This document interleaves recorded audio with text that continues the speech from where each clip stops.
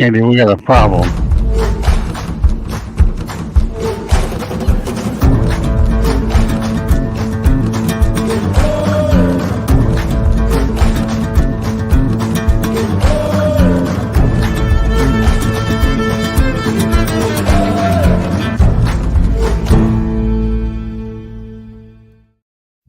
Good evening, everybody, and welcome to another edition of Inside the Pigskin. We got a loaded show, and I have a feeling we have a loaded chat room. Good stuff. But with that said, let me go over the topics in general. I'll go to the crew, and we'll get right to it. We're going to talk about the United Football League, the Michigan Panthers beating the St. Louis Battlehawks. We're going to talk about field goals in this game, so that'll be pretty interesting stuff. Carson Wentz off to the Chiefs. Jadeveon Clowney going home to the Panthers. Dallas Cowboys talking with Ezekiel Elliott. And, of course, we'll pay tribute to Vontae Davis, who passed away yesterday at the age of 35. On to the crew. We got Smoking Jeremy B. Glad you can make it, Jeremy. Happy to be here. Another great day to be talking sports. You got it. All right. We'll talk to Bo. Thanks for having me, guys. You're welcome. Mel. Hey, great to be here, guys. And, of course, we got Travis Sherlock Holmes. As always, thank you for having me. And we have the coach, Bono. Great to be here, man. Good to see you, Scott. Mel. Always great to see you guys. All right. Well, Jeremy. So let's get, and Candy will be our producer for the night, so she'll be able to go over a lot of information with us. With that said, let's talk about the early impressions of the United Football League. The Michigan Panthers defeated the St. Louis Battlehawks 18-16 thanks to a Jake Bates 64-yard field goal. No extra points, but the way the rule is set up is you have a 1 point at the 2-yard line, 2 at the 5-yard line, 3 at the 10-yard line. So first of all, Jeremy, is there any teeth to the idea that Bates could end up to the lines and everybody could go to it? And Josh, I'm well aware of the microphone situation. We're working on a different computer tonight, so we'll just make the best of the situation. All right, so please bear with us, and we'll do the best we can. All right, so there you go. So go ahead, Jeremy. Well, it's not just that he kicked a 64-yard game winner. He had to do it twice. And the first time the kick holder was lined up 3 yards further back from the line of scrimmage. So the first time when they called the timeout just before the ball is hiked, he actually hit it from 67 yards.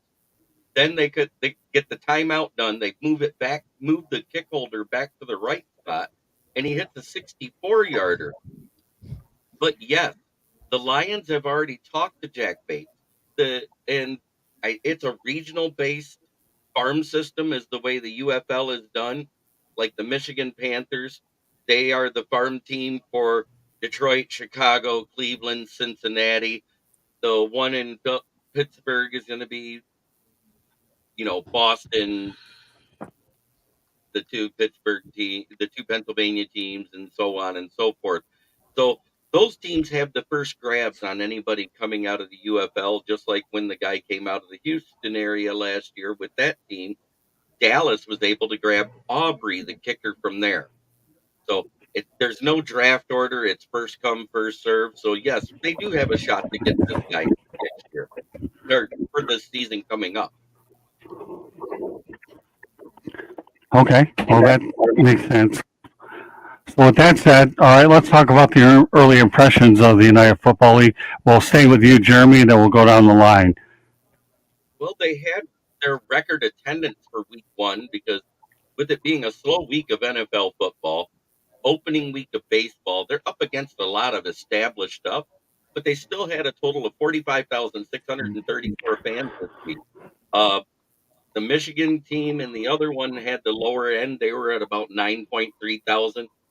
The other two games had over 14,000 apiece. So that's actually pretty good numbers for a league in their third year. Okay, let's go to the chat room. I have a feeling we're going to be busy, and I think that's going to be great. So let's start right up at the top, okay? You know what I love about these guys? You know what? We got some good fans out there. Blake Duncan, looking forward to the show. We are live, which is great stuff. Okay, let's keep rolling here. Okay, see, can't wait for the show. Candy's taking care of it. Thank you very much. Anything that stands out? Yeah, look at all this energy. Man alive, is it awesome? So, kneecap biting. There you go. Jeremy, one of your peeps are on here. We got a packed show tonight. Yeah, we certainly do, Josh. Larry Boo, Scott's microphone. Yeah, we're working on that, Josh, as I mentioned before. Motor City Mad Mouse Senior song. It's legendary. No, you don't want me to sing the song, but we're going to volunteer Jeremy to do it tonight later on. All right, toward the end. All right, so Mikey Schnell. Jay, are you a fan of Mikey Schnell? Mikey Schnell. I don't know who Mikey Schnell is, so evidently not. If you're talking about Sanders-Hill, the quarterback out of Michigan, I'm a fan of him as a slot corner. Okay. Okay, C. If Panthers had a Panther in their team, but if the Marlins had a Marlin in their team, they'd lose. All right, look at that. Oh, look at this creative stuff out there. Good evening, Blake. I have a feeling we're going to hear a lot from Blake. Then again, he's a lot of energy. And he'll tell you that he had a pineapple snake. I had kosher McNuggies. I've never heard that one before. Hello, Aussie. Welcome to the greatest show on earth. Look at this. All right. Now we go ahead and get to Coach Bono after we go through the comments. No, special teams is your game here. Give me your thoughts about the kickoff situation, and then, of course, whether Jake Bates will see an NFL roster. Let's start with Jake Bates. I think, obviously he's got great leg strength. He's demonstrated that, and he's been kind of a known commodity for that. This was a guy that came out, was very highly regarded as a kickoff guy.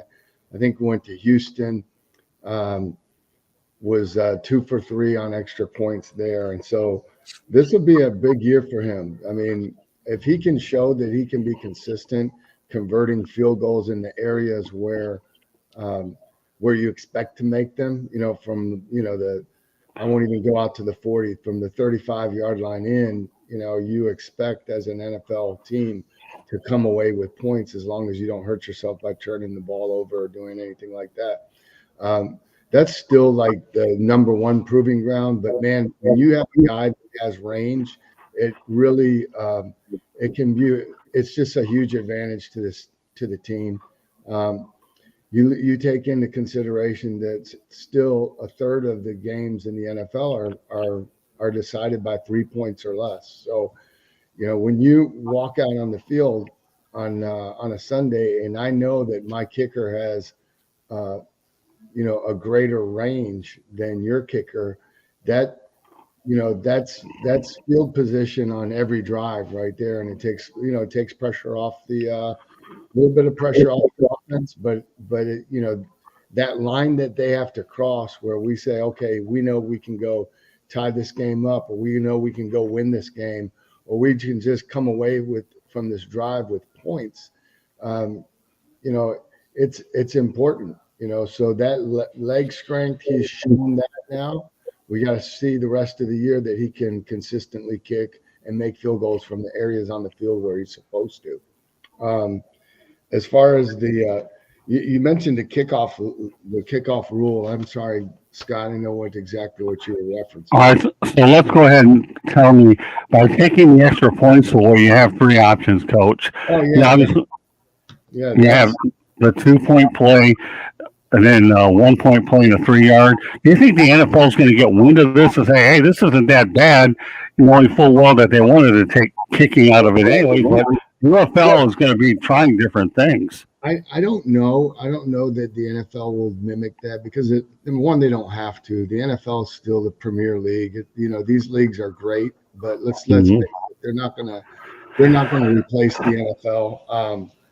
I do think it's a really good thing for the UFL. I think it's great because it does make them a little bit different. And I mean, I'm a fan of it right now because in terms of the strategy and how it changes the game, and when you make those decisions, whether you go for 1 or 2 or 3, every head coach from high school on up to the NFL has a 2-point chart in their back pocket on game day.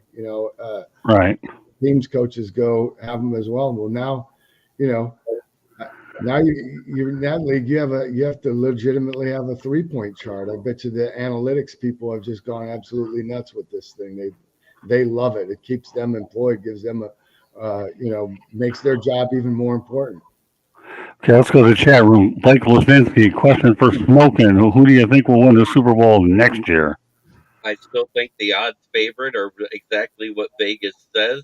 It's going to be the Chiefs, the Ravens, the 49ers, and or the Lions, the four teams that got to the NFC Championship and AFC Championships last year. I mean, that's who has the best odds according to Vegas right now. Okay, let's go. Joshua Bernstein wants to talk to Travis. Okay, question for him. If footballs were replaced by watermelons mid-game, how would it affect the players' passing accuracy? And would goalkeepers have to wear helmets for safety? Yeah, I know your expression is exactly what mine are. Put down the weed, man. It's that time of night, but I understand. But no, I got no answer for that one. All right, Joshua, he's taking the fifth. All right, Blake Lesinski, Coach and Mel, were you able to set Billy up with a team in Europe? I know Billy Reagan Jr. You've been in We contact did. with him. I did. We're working on that still. I mean, he's on trying to get some lists. That the teams that I have the most direct contact, they already have the roster set. So they Okay. weren't looking for anybody right now, but they're aware of them. Okay. Good. And he says it's good questions being asked. All right. With that said, let's bring back Travis, where he should be able to answer the question we put in front of two other people about the field goals. All right. So go ahead. You know the drill. I don't have to repeat myself, right, Travis? 1, 2, and 3. You know the distances. What are your thoughts? And then give us an opinion on Jake Bates. Well, now the extra point thing is obviously it's interesting, and a lot of the things that the UFL and the old XFL and all the other FLs did have always been interesting because it's like it feels like NFL blitz to me. And for any of those who used to play that old game, hey man, that's what it's like. It's different enough that it keeps it intriguing. It keeps it interesting enough that the NFL may potentially have a legitimate, maybe not, it may be a beneficial developmental league in some ways. We've already seen how they've essentially pulled the NFL kickoff rule from the XFL, UFL, whatever you want to call it, and maybe it will help them find out what things work. It's like the testing ground, we'll call it. So I'm intrigued by it just on that because the NFL is a very slow moving league. It's like a government. Um, whereas the UFL is like a private company and they can kind of just do things their own way and just kind of break stuff and just see what happens. And it's interesting in that way. He'll turn over to Bo. Yeah, I mean it adds an interesting twist to it. So I don't hate that adaptation of it. And then of course, as far as the kicker, I mean he's definitely going to get a shot in the NFL. You hit twice in a row from 64, and then that second kick that actually counted hit the net, right? So that would have been good from 70. So it would be hard to believe that he doesn't get a shot. And last but not least, Mel. Yeah, the rule is it's okay. I still think they should have the option to kick it. I understand why they're probably not doing it. Gives you another offensive series. See how these guys are going to perform under pressure. But still, for the kickers, there's opportunities. That's an opportunity lost for a kicker. I mean, I don't know however many touchdowns are scored in the game. That's one less kick that a kicker will have. What I find more interesting is that the NFL came out and changed the rule on kickoffs, and because they want more kickoff returns, so they're doing an adaptation of what it was either the USFL or XFL, one of the teams did last year, which they went away from. And they're still kicking the ball off from the 35-yard line. I'm watching the UFL game. I think they kicked the ball off from the 20. Mm-hmm. I mean, it doesn't take a rocket scientist to figure out if you want more returns, you have to penalize or punish the team for kicking the ball in the end zone. So if you want to keep the kickoffs at the 35 because you don't want those guys to have that extra 15 yards to run down the field and have that momentum. I mean, if it's a touchback, then the offensive team will get the ball at the 40. Everybody plays field position football, And the last thing you want to do is you don't want to give up that kind of field position, because say you do stop them and they punt, then you're pinned down more than likely inside your 10. So if they want more returns, you have to do one or two things. You either have to move it back like the UFL did, move it back to the 20 so the guy can't get it in the end zone, or at least it's going to be very difficult for him to get it there. Or you have to make it punitive. And that way, if they kick it into the end zone or kick it out of the end zone through the uprights, whatever it is these guys are showing off, then the offensive team, the receiving team, will get the ball at the 40. It doesn't take rocket science. What they're doing is not going to create more kickoffs. That's not. They can still kick the ball in the end zone. And a lot of guys make their team on special teams. Now you really don't have an opportunity to see how these guys can move. Now you don't have the kickoff return is like, it's like going up the freeway backwards or on the wrong way. Okay. And there's little smart cars, there's little mid-size sedans, there's large sedans, small SUVs, large SUVs, and then there's some 18-wheelers. The fridge was on kickoff return. And you get some of these guys going down there full speed, a lot of things can happen, but you have to be able to, the kickoff return guy has to be able to set up those guys in order to make those long returns. And I don't think there's enough room for him to set up the blockers to be able to. Now, you might be able to just bust it through there. I mean, I don't know. We'll have to see. I mean, this is uncharted territory. But I don't think this rule is gonna have the results that they're looking for. Okay, you know what? We're going to go to Blake Losinski's question to Jeremy about the Dolphins, and then after that, we're going to go to a station break with Candy. Go ahead. What was the question about the Dolphins? Back to smoking, Jeremy. I think the Dolphins will win the Super Bowl next year. They still need a lot of work. They lost a lot on the defensive side of the ball. They also lost some offensive side. I think their offense will always be potent as long as they got Tariq Hill and Jalen Waddle. But that defense, they got a big hole in the middle of the field that they have to replace. Christian Wilkins. They lost a couple linebackers and a safety. I think they're going to struggle defensively to stop teams this year. Okay, now we go to a station break, Andy. If you see that red subscribe button in the lower right-hand corner, please click it. And I don't know why you haven't subscribed already. You should have, but please do so. Please also visit our website, www.southfloridatribune.com. You can email us show ideas at southfloridatribune@gmail.com. You can listen to our podcast wherever you get your podcast, iHeartRadio, Google, or Apple, any place. If you want to advertise cost efficiently, call Scott, 954-304-4941. Back to the program. Scott? All right, well, with that said, back to the chat room. We'll go to Joshua Bernstein. All right. Question for Smoking. Boy, Smoking, you're getting a lot of stuff tonight. If football teams were required to have a mascot on the field at all times, what type of mascot would each team choose, and how would it impact the game dynamic? God, that was good. It wouldn't. And I don't get the nature of the question, because having a mascot on the field at all time would be an extra thing for them to have obstacles around. Okay, that's fair enough. All right, let's keep it rolling in here. All right. So Blake Losinski says, I'm a rocket scientist. I know what I'm talking about. All right, well, there you go. I'll tell you, we got some intelligent people in here. We are here every night. Candy, of course, we're subscribed. Very good stuff. All right. Which Candy is talking? Is it Skittles or M&M? That was funny.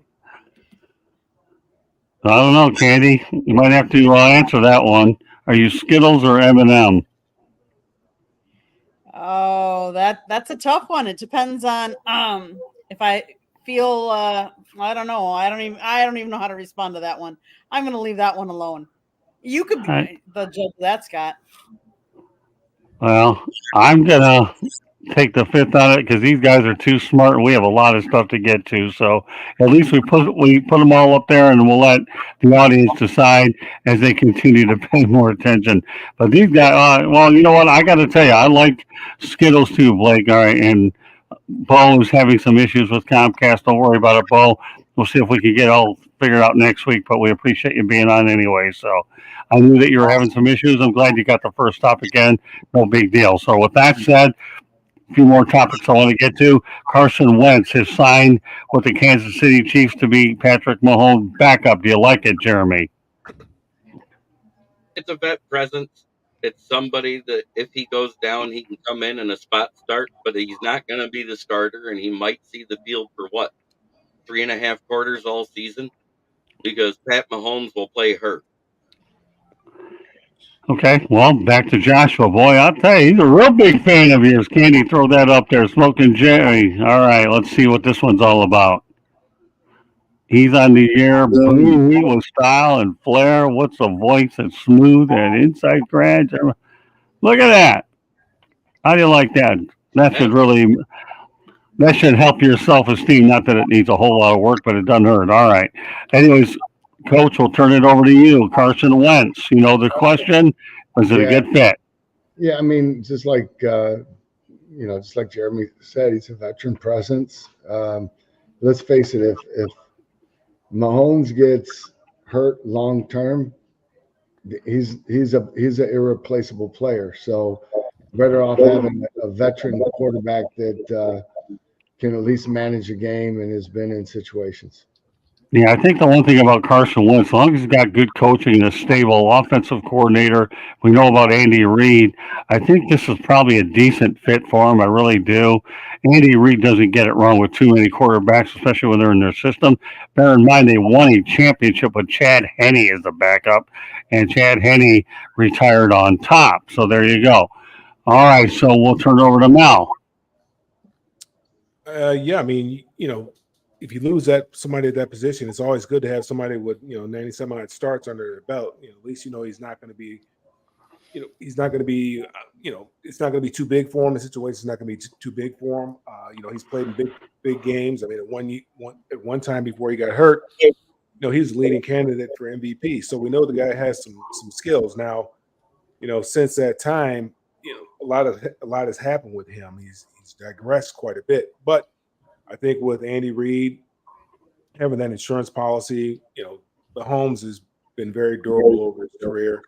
But to have somebody like him at the price that they got him at, it's just the rich keep getting richer.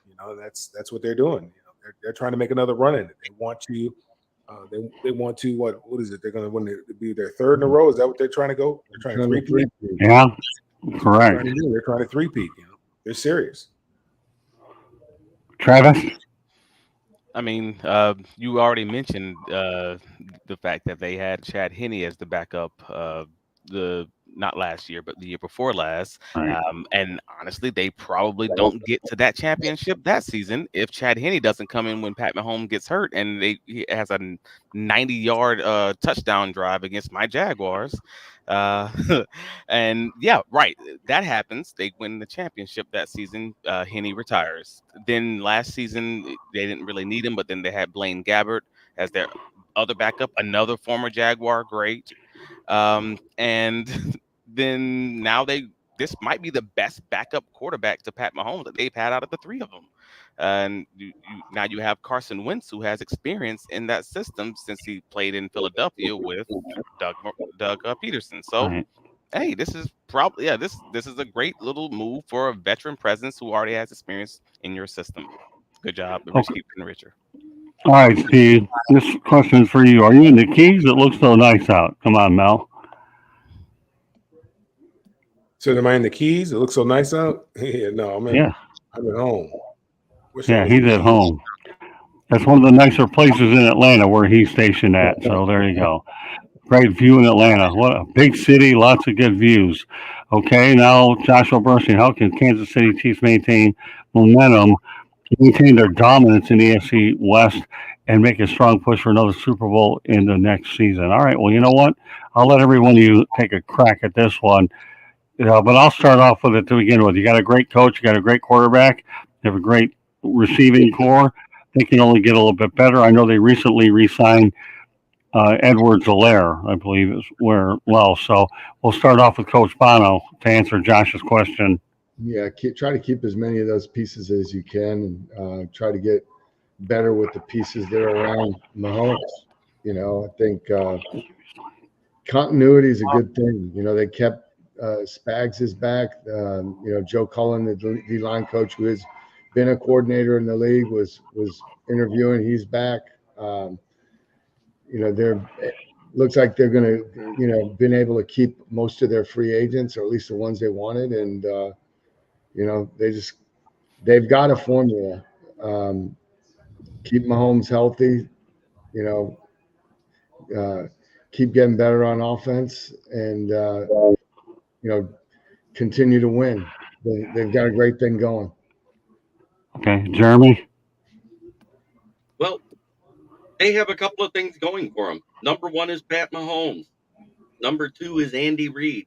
And then let's not forget Steve Spagnuolo. That defense really saved that team the most, because the receiving core was not the best wide receiving core. As a matter of fact, statistically, it was the worst receiving core, and their best receiver is probably going to jail after what happened Saturday night at 1:53 a.m. He fled the scene of an accident. I agree. Okay, Travis. Yeah. That's I don't know. Goodness gracious, Brett Beach has done a great job at building that team's defense, mainly on the backs of, especially the secondary, mainly on the backs of their draft classes.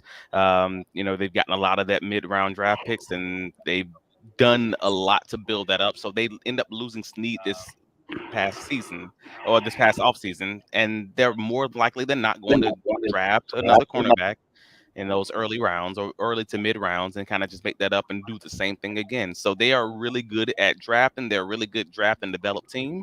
The way that they're going to stay ahead of that is to continue drafting and replacing. And as long as you have that mutant Pat Mahomes and you continue to evolve in the way that they have, because they've evolved 3 different iterations of that team and they keep winning championships in spite of, yeah, I think they're going to be fine. They just keep doing it. Okay. All right, everybody I've left out? Everybody I've left out? All right, I guess. No? You're muted. Oh, No, yeah, Mel, I don't know if you muted yourself, but we didn't. Yeah, Mel, you're muted. Okay, try again. No, Mel, still some issues. Can't hear you at all, Mel.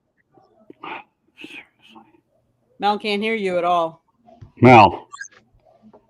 Yeah, I didn't take lip reading in college, so let's try to do the best we can so that. Can you hear me now? There you Yeah, go. well, now we can. All right, keep going.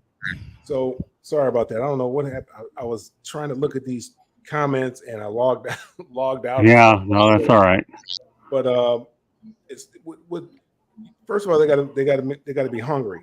They got to maintain that hunger.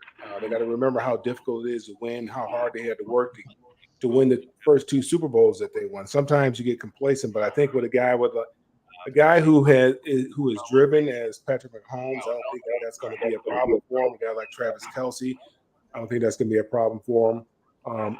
And Andy Reid, I think he wants to try to do something special. So there's going to be some luck that they have to stay healthy, and had to understand that each and every week when they play, they're going to get the very best of their opponent, because they are the defending, reigning Super Bowl champions. Winning 1 is not cheap. Winning 1 is not easy. Winning 2 is not easy. Winning 3 is going to be 3 times as difficult. Winning 3 of them in a row. But if any team can do it, they're a team that can do it because they're built to do it. They got a young quarterback. They got a great coach. Their defense played a lot better last year than it did the previous year, and is probably only going to get better. And offensively, I think they're going to get better. Now they're going to have, they might have a situation at the wide receiver position with everything that's going on in the news, where they might have to get another wide receiver. I think they thought they kind of shored up that position when they went and grabbed the kid out of Arizona rather, and then now they have the situation with their wide receiver that they got out of SMU. So that's going to be a problem. Yeah, and Blake Losinski, I realize there's a few technical issues today. That happens in this business, so we do the best we can to avoid them. But you know what? when in our industry that you'll have shows like that. So the way I look at it is what it is. So yeah, so we know that. All right, I'll go ahead and mention some of these comments that, and we're not even going to run them around the horn because I have other topics I want to get to. All right, yeah, I guess that Patrick Mahomes is underpaid, right? Blake needs 100 million a year. Well, you know what? I'll tell you what. He'll probably get that with his endorsements and all that. So I say he's doing pretty good. He's not. I'll tell you one thing, Blake. He's not Latrell Sprewell. He can feed his family. Okay. So with that said, yeah, as far as the Chiefs are concerned, you know what? They got bigger issues right now. They're trying to get their stadium situation resolved, and they've threatened to leave Kansas City if they can't get those situations worked. And the Royals are trying to build a new ballpark. So we'll probably have more word on how that vote takes place at a later date. So, that pretty much is the nature of that. We got two more things I want to get around to. Enjoy the energy. I repeat, energy in the chat room. And you know what? One thing I like about these guys, okay, is they do come across as comedians, but if you get to know them on a FaceTime call, you'll understand that the word comedian definitely applies to this group. And I enjoy their energy and participation. So, hey, you know what? That's what keeps the show going. We like all the different personalities and all that. So it's all good. All right, let's talk about Jadeveon Clowney, 31 years of age. This guy's revived his career with the Baltimore. Pardon me? Okay, let me go back to it. So, Jadeveon Clowney, he's 31 years of age, revived his career last year with the Baltimore Ravens, is joining the Carolina Panthers. He's born in Rock Hill, South Carolina. He's had an injury-riddled career, and now will be joining his sixth team of his career. He signed a 2-year, $20 million deal, and he'll wear the number 7, the same number he wore at the University of South Carolina, which obviously was retired. So let's take it to the top, Mel. Good fit. Jadeveon Clowney's going back home. I mean, the Panthers are, they need help all over the place. So, I think he went where he could get the most money, to be honest with you, because if he wanted to go somewhere where he had a good chance of winning a Super Bowl, Carolina's probably not the place. So it's a good fit for him because he gets to go back home. He gets to be close to home. That's probably he's going to get paid the most money. I think we've talked about Jadeveon Clowney a long time ago, and he made a name for himself off that one play against the University of Michigan, and he rode that all the way to being the number 1 pick in the draft. And when he was in Houston, and you're on the other side of J.J. Watt, you should have a lot more production. Now he did stay dinged up a little bit where he didn't get out on the field much, and then I think he ended up getting traded to Seattle, and he's just kind of bounced around trying to get a paycheck from that point on. I mean, the guy getting off the bus, looks like the real deal, looks like Superman getting off the bus, but he seems a little. He always seemed a little tight in the hips. Didn't have great bend. Doesn't have a huge repertoire of moves to get to the quarterback. We know he can run fast, and that's so he's got all the all the measurables. He has all those. It's always just been a heart thing with him. How bad does he really want? And I think right now it's just a money grab for him. He had a decent year, I think, 8.5 sacks or something like that last year with Baltimore. He complained, crying over there at Cleveland. I mean, heck, if you want to resurrect your career, you're on the other side of Myles Garrett. Go after the quarterback. I mean, you're dealing, you got one-on-one all the time. They're not going to, you should be able to, he should have been able to get 15, 16 sacks over there, but it didn't happen. So you just have to question, his true love for the game. But I mean, like I said, good for him. He's going to make a little money. He's not making, top tier money, but he's going to make, he's making good money for himself. All right, Joshua, I need a little bit of clarification, of your wall. Not a matter whether I missed the question or not. I need you to really go out there and give us clarification, and then I'll send it to Coach Bono. Some of these things that we ask about, so here we are. What key lessons or insights from your extensive coaching career have had the most profound impact on your approach to leadership and team development? And then Blake Lozinski mentions, do we need a wall? So let's go to Josh's question. And this one's intended for you, Josh. I go over as many of these things I can. I just have to make sure that I'm able to see them in a way that these guys will understand them. So if that's what you're asking, Coach, the floor is yours. That's pretty, that's a great question, and Josh, thanks for asking that. I think I've had an opportunity to learn and work under a lot of really, really great coaches. So to pick one or two is not easy, but the first person that comes to mind is Tom Coughlin. That's who brought me into the league. Um, and then the second one um, was my mentor was Frank Gans Sr. And having the opportunity to be Coach Gans's assistant for 2 years, the only assistant he had in his 25 years as a NFL coach was a huge blessing for me. I learned a lot, and I feel like that's where I kind of got my PhD, for lack of a better way of explaining it. Coach Gans really opened my eyes to a lot of things in terms of how I saw the game, and it affected how I taught the game and looked at a lot of different things differently because of that relationship. But, man, worked with a lot of really good coaches, so, but if I was just going to name two, Coach Coughlin and Coach Gans. Very good. Okay, Josh, hopefully answered your question. Now that you're still in front of me, Coach, why don't we talk about Jadavian Clowney? Good fit for the Panthers? Yeah, I mean, just going home for him, I think it's a win-win. Mel said it. That Carolina they need players.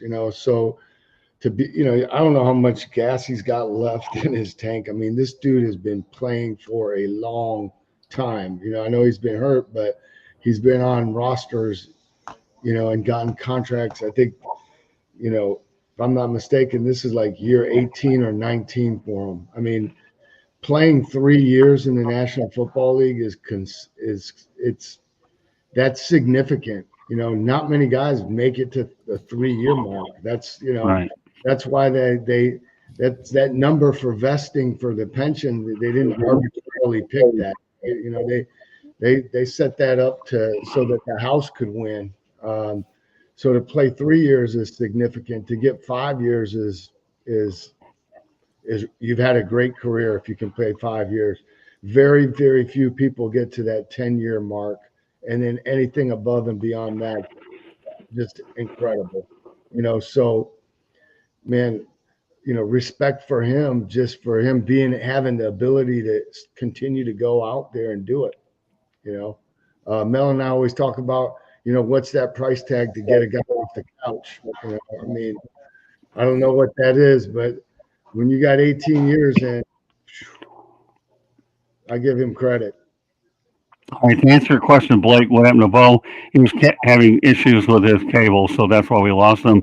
But I'm glad we were able to go out there and get him out with their first topic. All right, with that said, we'll turn over to Jeremy to talk about Jadavian Clowney. Jadavian Clowney, he was looked to be a blue chip prospect coming out, and he hasn't lived up to the bill with the Texans, the Seahawks, anybody. He's had double digit sacks, once in his career so far? And when you played for the Browns, like Mel said, he was opposite Garrett. And as many double teams as Garrett did, he only had to go up against a single guy in coverage 9 times out of 10 because they also had good D tackles like DJ Reader, who just came over to the Lions. Right. So it's crazy. Jeremy, he's never had double-digit sacks. Never. Okay. I thought he did 1 year. Was it 9.5 he got? 2 years, he got 9.5. Yep. Yeah, well, that technically is 10 sacks. He just split the 10th one with somebody else. Do you know what I'm saying? It's still a 10th sack. So I just don't see him being a great presence other than some vet leadership at this point for the Panthers, which they desperately need after losing Brian Burns. Okay, Jamie, we have an unusual request, but I know that you're a team player. That Joshua Burstein is asking to do. He devised a song that he wants you to sing. So do the best you can. Okay, this is the first part. Then we'll put the second under continue. I don't have a tune to sing by. I may be a team player, but I also don't like to butcher stuff. I don't even have a tune in my head to go by. Okay, well, you know what? Joshua, I asked him if he doesn't have a tune. Those are the words for it. I'm sure Joshua will find us a voice person to do it. I do like it for the Motor City Mad Mouse show, which will be on, by the way, tomorrow at 7:30 Eastern Time. My guest for that show will be Adam. I think, geez, Lichtenstein for the Miami Hurricanes. So here's the other part to it. Josh will find somebody else, but it won't be him. All right. But that's the song. We'll find somebody to do the voiceover. But Joshua did ask me to run it by you. If you don't have a tune, hey, I respect the fact that you'll do a lot, but I get it and I'm okay. So he's trying to push you. Unfortunately, it ain't gonna work, Josh. We'll talk about it tomorrow when we FaceTime. With that said, we'll turn over to Travis Holmes. Clowney, good fit. I mean, I think it's the best fit he's going to find for his bank account. So yeah, I guess it's a great fit. Um, they pay the man what $10 million a year. He gets to go home. He gets to see his family every day, every night. Gets be around his friends. That's a great situation. And from the Panthers, they have the fourth least cap space of all NFL teams right now. Still trying to get through that, so they can get a resemblance of a defense. I mean, they are struggling right now. I'm not going to pretend that that's going to be a good defense or a good offense, but they do have a good defensive coordinator, and there is a potential for at least a solid defense there. I have no idea what's going to go on with that offense. So again, it sounds like a great fit for someone who gets to spend time with their family and retire into the sunset, I guess. All right, well, Jesse Stuber, welcome to the show. We appreciate it. So, all right, and of course, this is a good point by Orlando Escribano. The tackle against Michigan brought him a whole career. That's true. I saw that tackle. That was a vicious hit. It really was. So, Guy missed the block. I mean, that's what you're supposed to do. yeah, all right, but you know what? The guy did miss the block, but let's not kid yourself. When you look at that tackle, it was a crunching blow, and it did put him on the map. It really did. His eyes were closed. He slanted right into the running back. But let me ask you a question, Mel. Hold on. Do you think that the average as much as everybody else? Yeah, but do you think the average football fan is going to even know, anyways, that the guy's eyes were closed? No, all they're going to remember is a tackle. I get it. Okay, good. Then you know what? You can stay on the air because we got a running back situation for you to address, okay? Dallas Cowboys and free agent running back Ezekiel Elliott, who's 28, have mutual interest. Tony Pollard departed as a free agent. What do you think about a reunion now in Big D for Elliott? I mean, Zeke is probably not going to regain the form of his first 3 years in the league. I think he's lost a couple steps.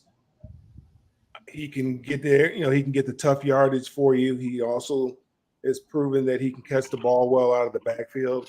I think it'd be good for him. Obviously, they're up right up to the limit as far as cap space is concerned. It's not going to be a huge deal. I don't see them giving him more than probably the veterans minimum.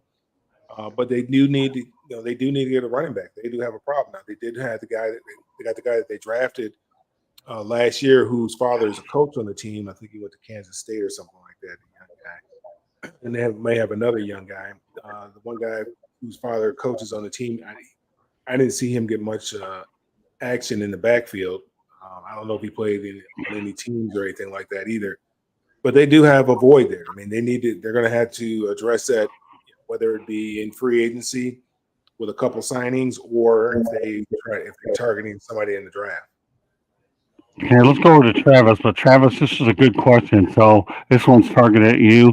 The thoughts of the Dolphins playing in Brazil.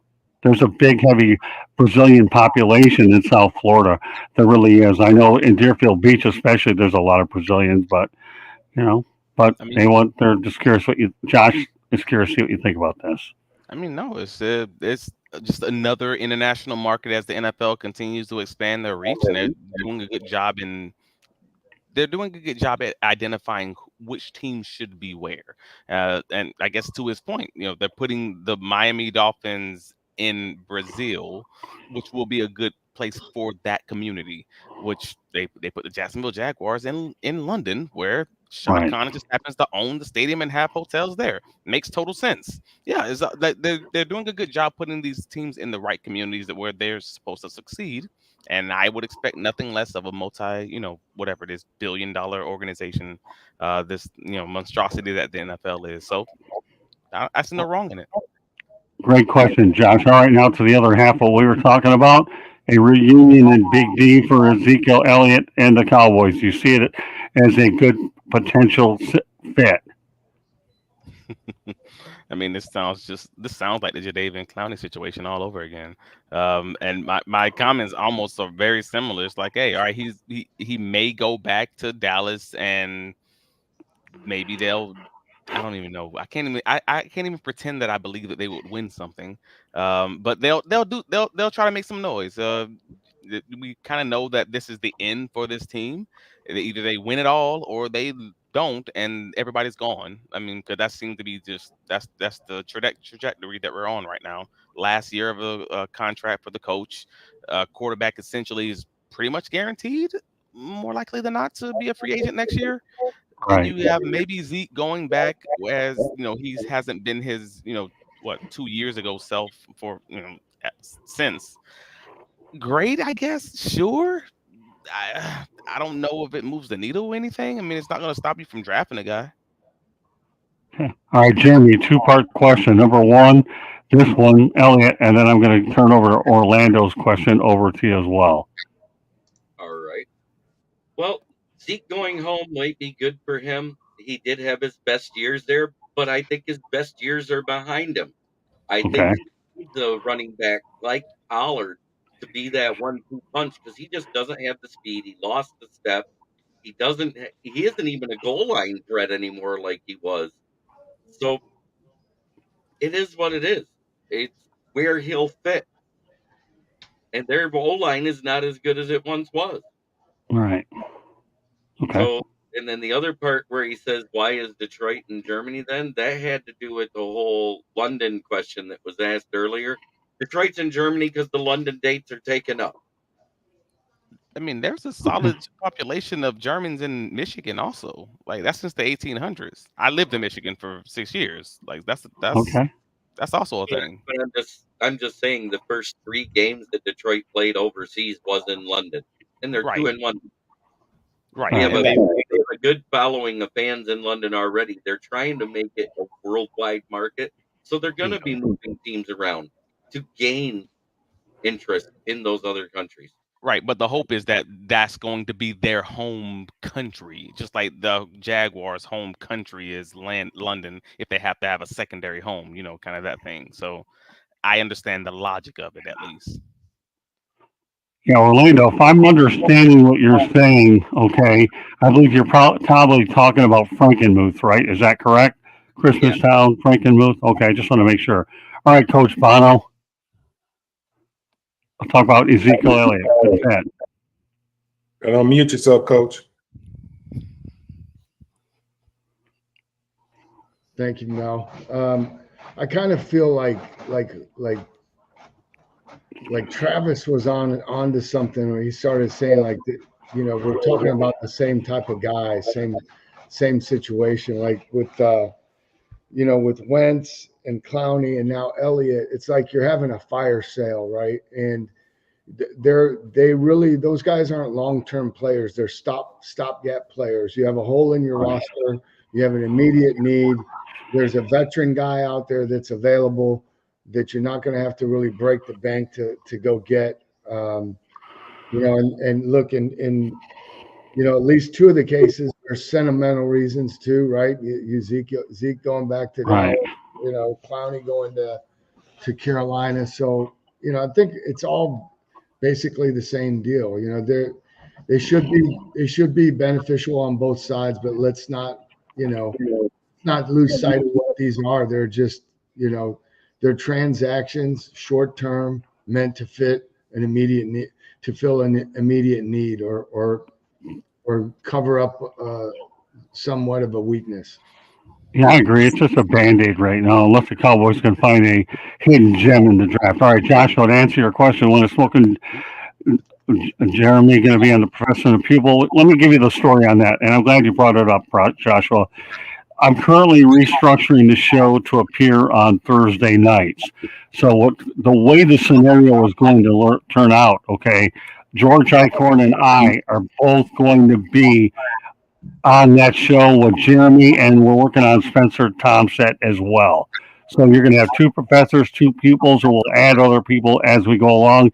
It's just a matter of me trying to go out there and coordinate the times and see where they fit with any potential programming. But that's a good question. Okay, Josh, I'll give you more information as I get it, but that's how I've sketched it out right now. I hope it gives you some basic clarification as well. As far as Zeke is concerned, well, here's the deal, okay? They need some help. It is a Band-Aid. And there's one thing I forgot to mention earlier about the Carson Wentz, Patrick Mahomes tandem. I think the best quarterback tandem ever was Bob Greasy and Earl Morrall, and they're the ones that were, I mean, I know a lot of people weren't even alive back then, the millennials, but if you remember the perfect season, Bob Greasy got hurt, Earl Morrall took over, Bob Greasy went in, and they completed the only championship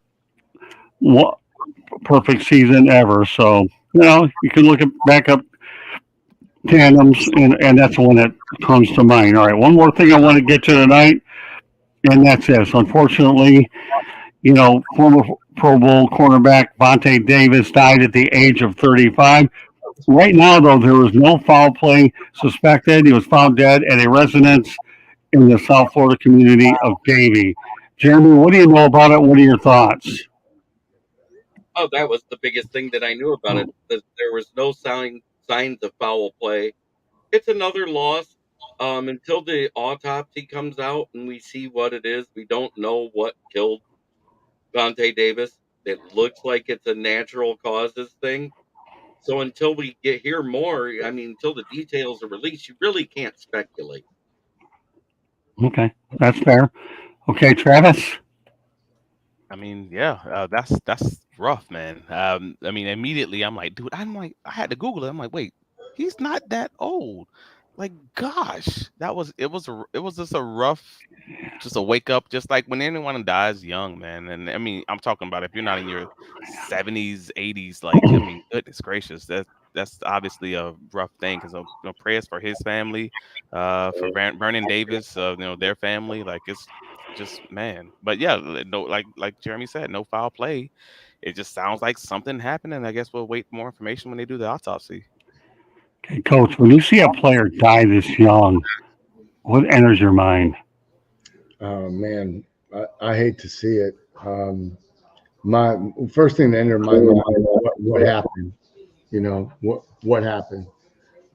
This one hits close to home. I was in Miami when we drafted Vontae, and had a chance to work with him for 3 years. I mean, he was a super talented player, and he graduated from special teams very, very quickly. But he, he had some highlight plays when he was on there as a gunner, and always enjoyed being around him. Great football family, and I just remember him as a really good, hardworking kid. And it's a tragedy to lose anybody that young, and it breaks my heart. And again, prayers out for his family, and I hope that it was maybe some type of natural causes, that it wasn't anything else, because it's hard enough already, man. It's just you hate to see lose good young people. All right, Orlando Escribano says they found him in his gym. Sounds like a fit guy. Well, if that's the case, then indeed it could answer a lot of questions. Anybody else want to add to it? Yeah, if he was in his gym. All right, we'll turn it over to Mel. Vontae Davis. Obviously that was,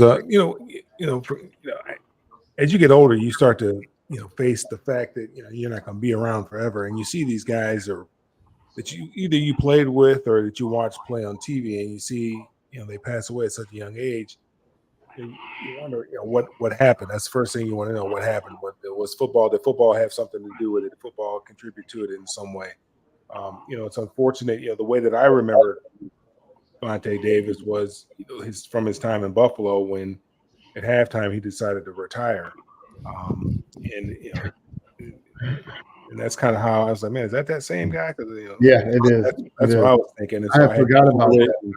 I had to Google it, and I said, "Yep," and I knew that was Vernon Davis's brother, and he showed support for his brother when all that happened. So, in a way, you want it to be a natural cause, but then in another way, when you get to be my age, and guys are checking out left and right, you're like, you're wanting something to have been the reason why this happened, I guess, because I'm trying to get to 150.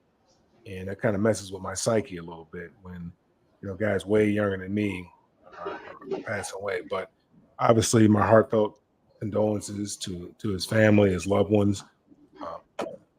Way too young. It's just way too young, and hopefully, it wasn't a mental health type of issue. Just like Coach said, you pray that it was a natural cause, maybe a birth defect that was missed or something of that nature. But obviously, it always hurts whenever you see somebody pass away. And we're, the older I get, the more folks are checking out. Lou Gossett Jr. passed away, and Carl Weathers, guys that you grew up with, that you remember very, very well. I mean, guys are getting out of here, and that's the only thing that's promised to us here is you're going to get out of here at some point in time. So, Travis, quick question for you. Do you follow the Masters or golf at all? I do not. I have not followed golf since Tiger Woods got beat up with a golf club. Okay, fair enough. Okay. Just so everybody knows, the Masters golf tournament will take place next week after the Final Four. All right, the only thing I'll say about Vontae Davis is I have an analogy that I've used for a long, long time. Morris had 9 lives. I need to make the most of the one that I have. So, rest in peace, Vontae.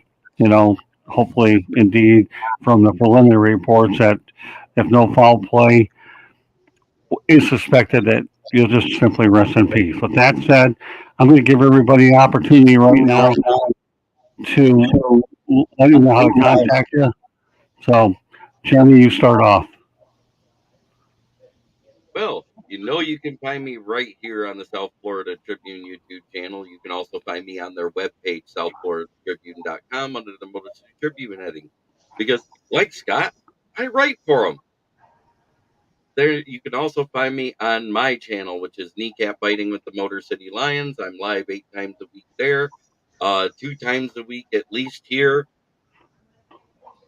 It is a pleasure to talk sport and interact with the fans like we do. It's an amazing time doing it. All right, I want to welcome William Carafa to the show. Thank you very much for being a part of this as well. So we want to make sure we acknowledge everybody that we possibly can. With that said, Coach, let everybody know how they can get a hold of you. Yeah, you can find me here most Tuesday nights. Otherwise, the only form of social media I'm on is LinkedIn. You can find me there. And I'd love to hear from anybody. Thank you for all the questions today.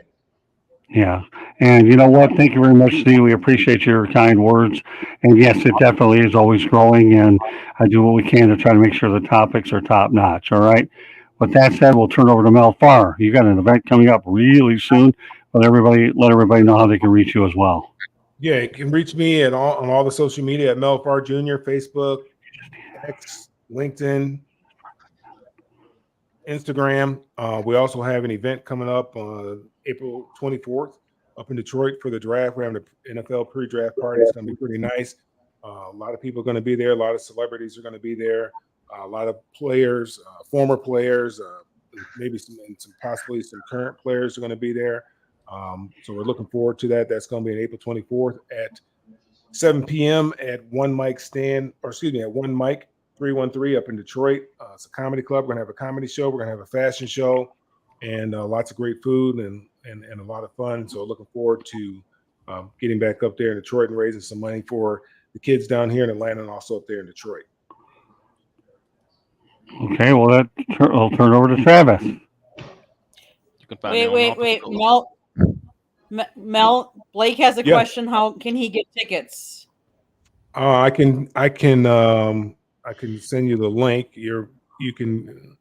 I can send you the link for you to get tickets.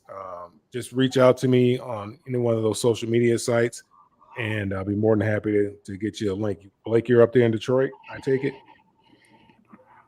He's in Texas, but don't worry, he can get around. Travels good. Hey, Travis, you know what? You got a fan out here with C, so we got to put that in here first, okay? Travis is sharper than a pencil that just got sharpened. Good points. Look at this, Travis. See, this is a good one here for you, my man. Now you can let everybody know how to get a hold of you. Yeah, I appreciate it. Thank you. You can find me on all the socials, Travis D Holmes, as it says right here. You can find my writings covering the Jacksonville Jaguars on BigCatCountry.com. You can find me here every week inside the Pigskin, Tuesdays, the Sports Exchange, the Pundit, wherever they have me rotating. I'm free agent to help them fill whichever slot I'm needed at. And you can also find, if you're interested, the Jacksonville Jaguars. We have a podcast, the Duval Diver Jaguars podcast on Fridays at 11:15 a.m. wherever you get your podcasts. All right, Joshua, just Jeremy gave you the salute, okay? So there you go. You've got it. All right, well, Candy, take it away. Let everybody know how they can reach us and what I've written. Okay, well, first of all, I want to apologize to everybody. We've been having some technical difficulties tonight. It happens every once in a while, and that's part of the business, and we're just trying to make the best of it. So we do apologize, but thank you for staying tuned in, and all the people that have been in the chat room, thank you so much. You can find Scott's writing, Jeremy's writing, George Eichhorn writes for us at www.southfloridatribune.com. If you see that red subscribe button in the lower right hand corner, that means you have not subscribed to us yet, and I do not understand why not, but please hit that red subscribe button. Please also go to all of our other commentators. If they have YouTube channels, go out, find them, subscribe to them as well. Listen to our broadcast anytime, wherever you get your podcast, iHeartRadio, Google, or Apple, any of the places. If you want to advertise or sponsor a show, call Scott, 954-304-4941. Let's see. You can see if you want to go to the website, www.South Florida Tribune, where you see Scott's writing and Jeremy's writing, you can also see I do dabble with a little photography, so you'll be able to see a picture too. Let's see what else. Oh, most importantly, because I did not talk about this earlier, let me bring up a picture. Scott, Motor City Madmouth, wrote this book, Lessons from the Microphone, Tuning into the Enduring Wisdom of Visionary Leaders. Get your copy today. It is available on Amazon, Kindle, or Barnes & Noble. It's actually available, I believe, on Apple and Google anytime soon. So make sure you go out and get that book. It talks about Scott and his media career and how media has changed over the course of 40 plus years. It has a picture of young Scott with Muhammad Ali, young Scott with young Tommy Lasorda. You name it, you got to go in there and see it. Buy it today. Scott, I think that's pretty much it. All right, well, those individuals asking for George Eichhorn, he will be on tomorrow night's edition of the Sports Exchange. George Eichhorn generally appears on the Sports Exchange as well as 108 Stitches Baseball Talk, in addition to Pundits. So that should give you that. Yeah, Blake, we're working on the audio book as well, so that is something that we're going to be working on. Do I need to pay, and now Orlando, do I need to pay commission, visit this house about your guys' press passes for the draft or what? You know what? Let's take that up with the NFL. We're just waiting for our approvals to come through. So, Amen. and the NFL right now is very selective in their process about who they want. So enjoyed the energy in the chat room from everybody that participated. And the one thing I want to add about my book very quickly before we go is I like to talk about the old school versus new school media theme, is what it is, because it has changed over the years. And I will be writing in part 2 on this book later in the year. So I know that there'll be easily a lot of changes that I can add to it. So there you have it. That concludes this edition of Inside the Pigskin. I want to thank Bo for trying to make an effort. Got in one segment anyways. Smoking Jeremy B, as always, we appreciate your contributions. Coach Bono, as always, what can I say? We love you, Coach. You bring some great insights. Melfar Jr., well, what can I say? Been with me forever. Glad to have him. And Travis Holmes is a staple as well. So, yeah, we'll see everybody tomorrow. Doubleheader tomorrow. I'll have Adam Lichtenstein, who works for the South Florida Sun Sentinel, and he'll talk about the Miami Hurricanes. And, of course, we'll have another edition of the Sports Exchange following the Motor City Madmouth show. So on behalf of our great crew and William, thank you very much for being a part of it again. Thank you very much for joining us, and we will catch you next week on Inside the Pigskin. Thank you very much, Steve.